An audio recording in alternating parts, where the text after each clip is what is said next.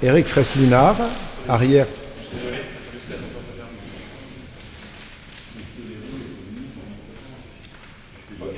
Chut, chut, chut. Chut. Éric Freslinard, arrière-petit-fils du président Albert Lebrun, premier président de Couette-Moff.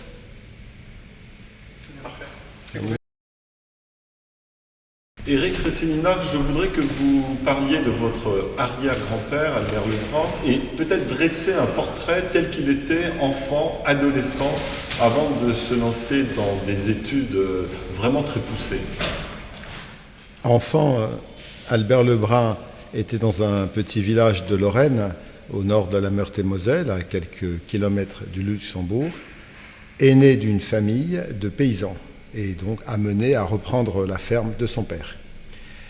Élève dans une classe de 45 enfants, mêlant plusieurs niveaux, il a étonnamment surpris son instituteur avec d'excellents résultats scolaires, la meilleure moyenne du canton, et l'instituteur a beaucoup insisté pour qu'il parte poursuivre ses études à Nancy au lycée.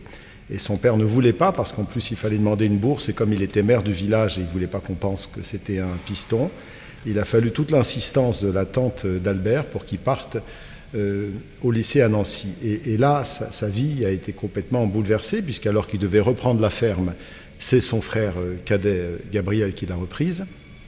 Et arrivant en classe de 5e, très vite son professeur a dit il travaille très bien et il finira sans doute premier entre les premiers. Et en effet, assez vite, au bout d'1 ou 2 années au lycée de Nancy, il a été premier.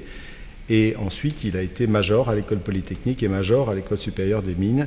Et c'est là qu'a commencé ensuite une carrière politique. Donc c'est quelqu'un, Albert Lebrun, qui a commencé avec le travail des mains dans une ferme, on dirait aujourd'hui une exploitation agricole, pour finir dans l'abstraction mathématique. Oui, ce qui est intéressant chez Albert Lebrun, c'est que tout de suite, il est confronté aux techniques, aux innovations scientifiques de son époque, le téléphone, la radio, l'électricité, le train, l'avion aussi. On sent qu'il a toujours eu cette appétence pour le côté technique. Albert Lebrun, en fait, a toujours été passionné par les questions techniques. Il faut dire qu'il est né à une époque incroyable. On parlait de la naissance de la fée électricité. Comme député, on le voit dans des voitures à cheval au début, et puis comme président de la République, il est dans une voiture motorisée. Donc il a connu l'arrivée de l'électricité, des machines, des techniques qui ont envahi sa vie et qu'il a toujours observé avec passion. Certains d'ailleurs lui reprochaient en Conseil des ministres des interventions jugées intempestives sur tel ou tel sujet technique parce qu'il se permettait de donner son avis, et alors même qu'il n'avait pas un amour immodéré évidemment pour les Allemands, ayant vécu 2 guerres et en craignant une 3e. Au Salon international à Paris, il s'émerveillait de la télévision. Quand il est en captivité en Allemagne, emmené par Klaus Barbie, il regarde les autostrades allemandes, il observe les progrès de la médecine allemande. Il a toujours été fasciné par tout ce qui était technique. Alors vous écrivez que les ingénieurs qui le fréquenteront à cette époque diront que finalement, s'il ne s'était pas lancé dans la politique, il aurait pu devenir une sorte d'Henry Ford français. Oui, on disait qu'il aurait pu devenir un Henry Ford français, et également mon arrière-grand-mère, enfin c'est ce que j'ai toujours entendu, en tout cas dans la famille, on disait quel dommage qu'il ait fait de la politique, il aurait pu être un grand ingénieur général des mines. Et il faut dire qu'il avait épousé une femme dans une famille qui, sur à peu près 150 ans, épousait toujours des polytechniciens. Donc si lui était fils de paysan, il est entré dans une famille relativement aisée, bourgeoise, mais il descendait de Nivois, de Malézieux, de grands ingénieurs des ponts ou des mines. Et il avait cette passion des techniques, et il a d'abord été ingénieur des mines à Vesoul, puis à Nancy, et ce n'est vraiment que par défaut qu'il est entré en politique, parce qu'on est allé le chercher. Comment s'est formé un petit peu son idée de revaloriser à la fois l'apprentissage, mettre en avant les artisans, On sait que quand il était député, sénateur, puis président de la République, ce sont toujours des questions qui l'ont habité en fait. Albert Lebrun a toujours été passionné par les techniques qu'il avait connues quand il était enfant, qu'il continue à observer ensuite.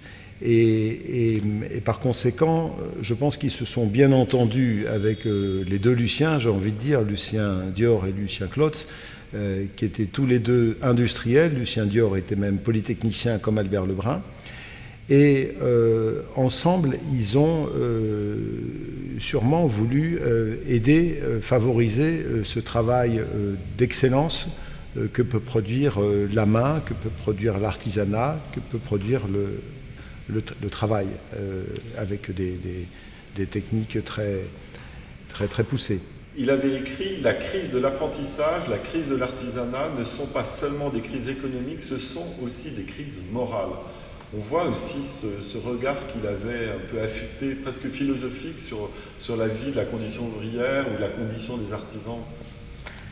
Il appartenait à une génération où l'industrie s'est énormément développée, et bien sûr tout au long du XIXe siècle, mais il y a eu un effet d'accélération au XXe siècle, et dans toutes ces professions de foi de ce parti de l'Alliance républicaine démocratique, disons de centre-droit, il a toujours, cette position n'est pas très originale à l'époque, mais toujours milité pour les retraites ouvrières, les assurances sociales, le bien-être de l'ouvrier, le bien-être du travailleur.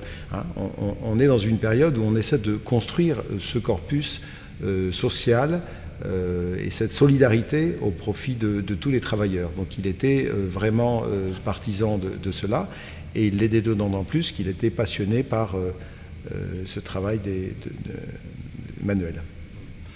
On sent que lorsqu'il préside le Koweït, qui va devenir Koweït-MOF, on sent qu'il y a une véritable volonté de transmettre, et surtout pour quelqu'un qui fait partie de l'élite, de mettre au niveau le travail des artisans, presque au niveau des intellectuels, c'est-à-dire valoriser des travaux qui ne l'étaient pas à l'époque, en fait. Albert Lebrun était passionné par la pédagogie. Il a enseigné plus d'une vingtaine d'années à HEC, au cours de minéralogie. Cette volonté de transmettre, on la voit dans certains de ses élèves qui ont ensuite fait de la politique, mais on m'a souvent raconté ça, qu'il a eu beaucoup de disciples dans ses élèves. Et lui-même, d'ailleurs, quand il a commencé sa carrière politique, il a voulu faire des études de droit parce qu'il s'estimait simple polytechnicien, insuffisamment armé. Et donc il a suivi des cours de droit, et les gazettes s'amusaient de raconter le premier entretien avec le professeur pour passer la licence. Donc il a toujours eu à la fois cette volonté d'apprendre pour lui-même, de se perfectionner, et en même temps cette volonté de transmission au profit des plus jeunes. C'est la Troisième République. On sent que c'est une république qui va mourir, en fait, d'une certaine manière, évidemment. Et on sent que tous les personnages clés dont vous parlez dans votre livre, que ce soit Clémenceau, Poincaré, enfin, toute la cohorte des hommes politiques de premier ou de second plan, il les a tous connus. Et en même temps, il a eu des amis, des amitiés. Et en même temps, aujourd'hui, on connaît plus Paul Reynaud qu'Albert Lebrun dans l'histoire de la politique. Il faut quand même avouer que la Troisième République était une période longue, extrêmement riche, avec énormément d'hommes politiques. Et c'est vrai que la plupart ont sombré dans l'oubli. Bon, on se souvient d'Albert Lebrun parce qu'il est dans la liste des présidents de la République. On n'en connaît pas grand-chose de plus. On se souvient de Paul Reynaud parce qu'il était là en 40, de Léon Blum, bien sûr, parce qu'il y a eu le Front populaire, mais au-delà, assez peu. Et on est assez injuste, en fait, avec la Troisième République, parce que ça a été une période de construction, et sans cette période de construction, de tout l'appareil social, les retraites, les congés payés, et pas seulement le Front populaire. On se focalise sur le Front populaire, mais en fait, les lois sur les associations, sur les syndicats, sur la liberté de presse, sur l'autonomie des communes, des conseils généraux, tout ça, c'est fin 19e et début 20e. Bien sûr. Il y a la fameuse photo d'Albert Lebrun avec le général de Gaulle devant son char. Ça, c'est une photo emblématique aussi. Vous l'avez mis en première page de votre biographie. Oui, j'ai mis en page de couverture la rencontre entre de Gaulle et Lebrun, cette photo célèbre qui date de la drôle de guerre de l'automne 1939. On ne sait pas exactement quelle était la position de Lebrun par rapport aux positions de de Gaulle sur le fait que les unités blindées devaient être autonomes dans le combat. On peut juste imaginer qu'Albert Lebrun était intéressé par les théories de Gaulle, puisque c'était des questions techniques. Il faut rappeler quand même qu'Albert Lebrun, en 1909, je crois, dans des exercices, dans le nord de la France, monte sur un avion. Voilà, il était harnaché, il devait tenir les barres de l'avion. Enfin, c'était quand même assez périlleux. Et c'est le premier président de la République à avoir également emprunté l'avion dès l'année de son élection. Et ses collaborateurs ne voulaient pas qu'il monte dans un avion parce que c'était trop dangereux. C'était aussi sans doute le premier président à parler à la radio.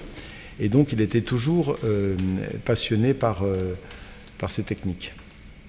Bon, on va peut-être arrêter là. Parce que sinon, on va reparler de Lebrun, mais on va être hors sujet. Non, mais c'est comme... Mais c'est très bien, c'est très clair. Si vous avez de quoi faire avec ça, ça me... Il y a un beau parallèle à faire avec le fondateur du CNAM, l'abbé Grégoire.